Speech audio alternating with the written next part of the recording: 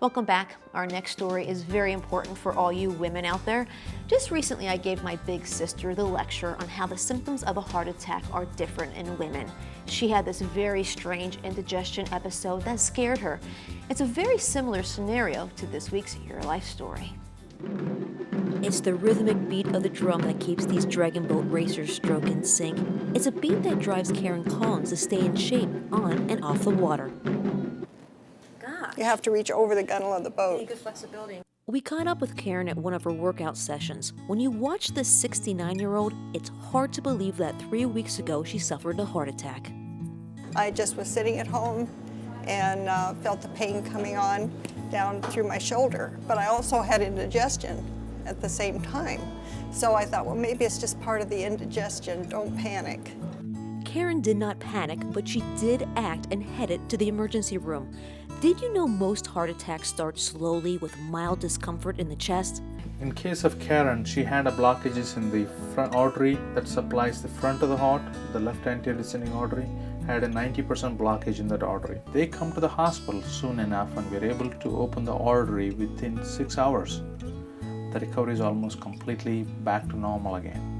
Interventional cardiologist Dr. Srinivas Attanti reopened Karen's blocked arteries by performing an angioplasty procedure.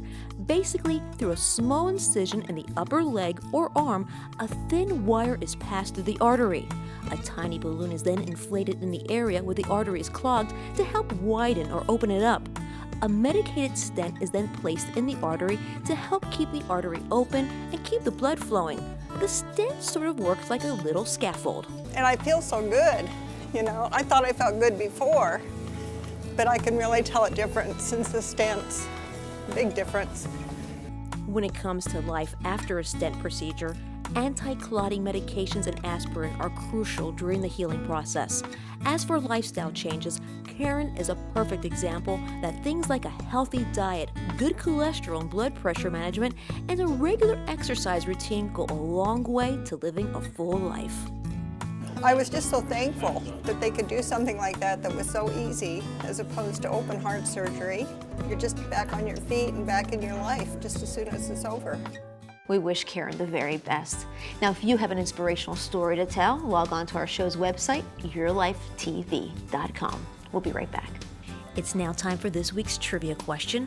When you sneeze, at what speed does the air come out? 50 miles per hour, 100 miles per hour, or 125 miles per hour? The answer when we come back.